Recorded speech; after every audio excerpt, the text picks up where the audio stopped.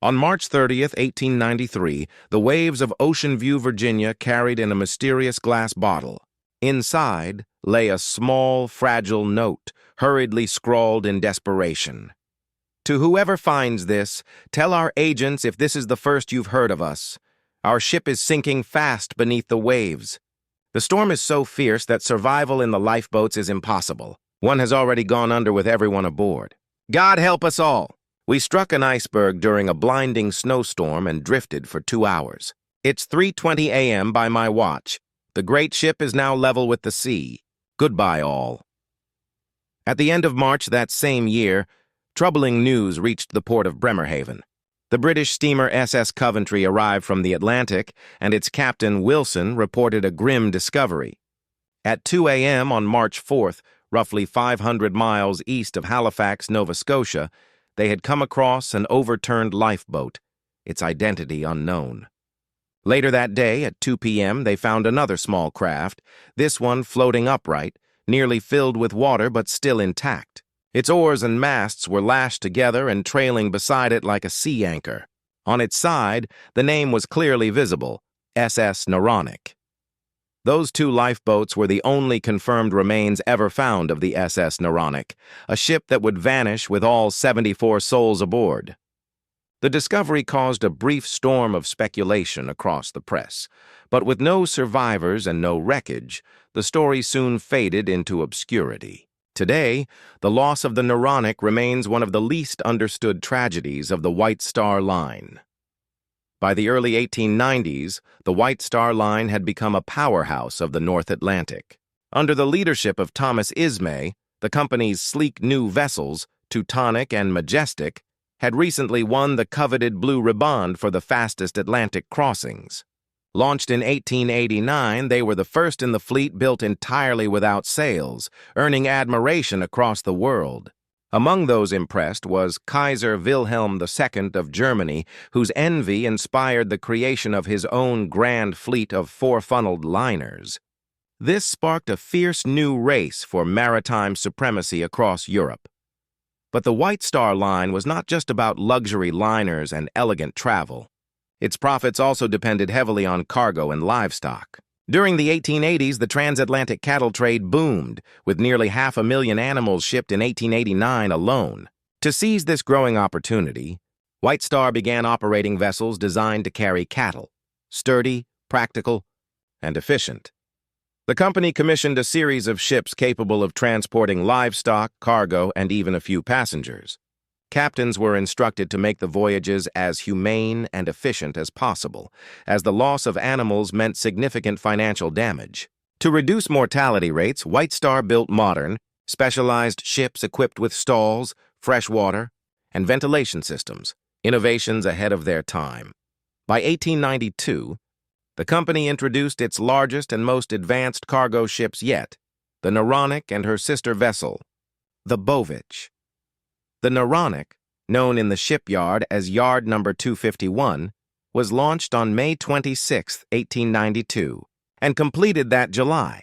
Costing $121,685 to build, she measured 470 feet long with a beam of 53 feet, totaling 6,594 gross tons. She was capable of carrying over 1,000 cattle and several thousand tons of general goods. Her engines, twin reciprocating machines powered by 4 boilers, drove 2 propellers and gave her a steady cruising speed of 13 knots. Though primarily a freighter, she could also accommodate up to 15 passengers, usually caretakers or handlers for the animals. The Naronic was not a ship of grandeur like the Titanic, but she was comfortable, reliable, and well-designed for her role. Her maiden voyage from Liverpool to New York took place on July 15, 1892, under Captain Thompson. After several successful crossings and only a few minor issues, she quickly gained a reputation as a dependable vessel. In February 1893, nothing suggested that her story would end differently. The SS Naronic departed Liverpool for what would be her final journey on February 11, 1893. As usual for westbound crossings, she carried no cattle on this leg, instead loaded with over 3,500 tons of general cargo, 2 horses, some poultry, and more than 1,000 tons of Welsh coal. Her captain this time was William Roberts, a veteran of the White Star Line with over 20 years of service. 74 people were aboard, 60 crew members and 14 passengers, mostly livestock caretakers returning home. The Naronic was well liked among her crew. Her officers and engineers had served together since her maiden voyage. She ran smoothly even in rough weather, and the morale on board was high. She was, as sailors said, a happy ship. It was her 13th voyage. But after dropping off her harbor pilot near Point Linus, Wales, the Naronic was never seen again. In those days, delays were common for cargo ships, so her absence wasn't alarming at first. But when weeks passed with no sighting, concern grew. On March the 2nd, the New York Times ran the first report about the missing ship, 19 days after she had sailed. By then, her sister ship Bovich, slower and less powerful, had already arrived in New York.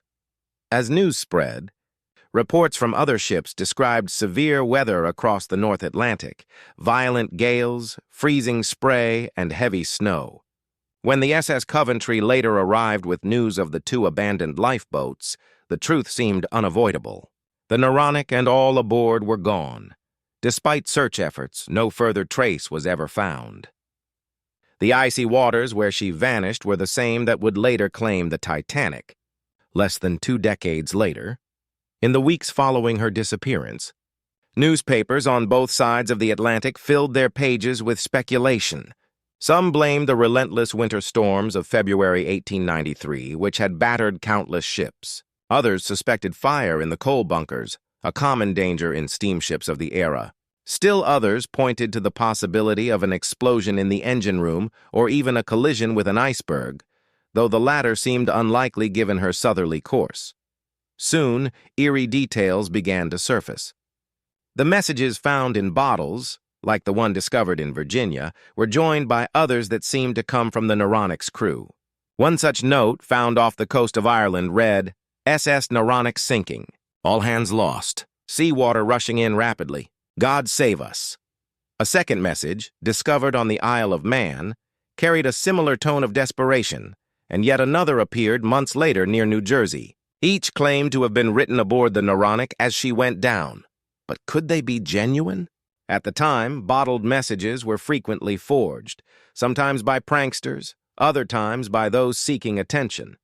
Some of the handwriting in the Naronic letters didn't match known samples from her crew, and experts noted that the dates didn't quite line up. Still, the contents were hauntingly plausible. 1.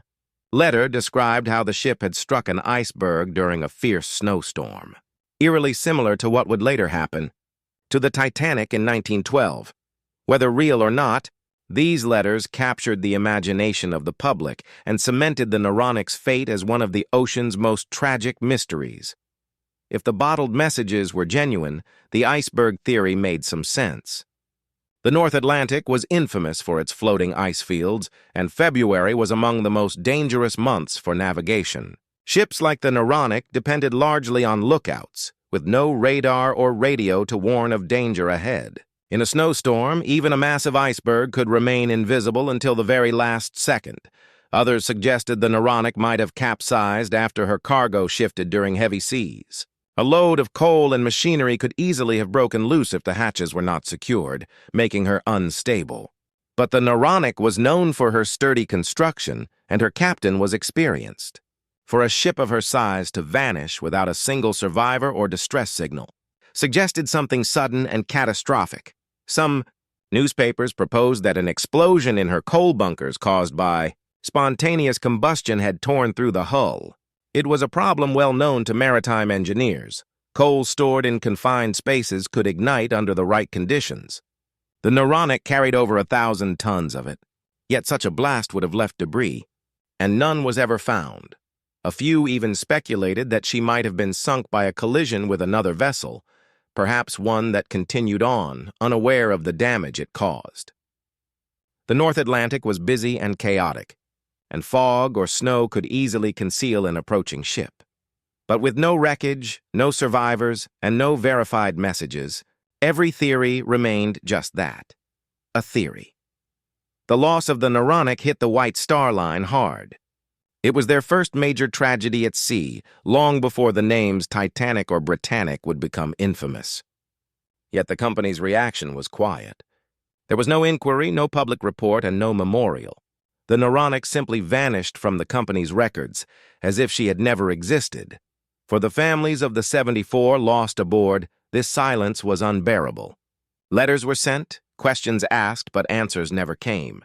The White Star Line eventually declared the ship lost with all hands, but provided no further explanation. In the decades that followed, the story faded into maritime legend. Newspapers occasionally mentioned the mystery, comparing it to other vanishings, ships like the Cyclops, the Marine Sulphur Queen, or the Joyita. Each shared the same haunting question. How could a vessel so large disappear without leaving a trace? Then, in 1912, when the Titanic, another White Star liner, struck an iceberg and sank, the old tale of the Naronic resurfaced in the press. The similarities were chilling. Both ships were operated by the same company. Both were lost in icy Atlantic waters in February. Both were said to have struck ice during snowstorms, and both vanished during westbound voyages to New York. To some, it seemed like a terrible omen that had gone unheeded.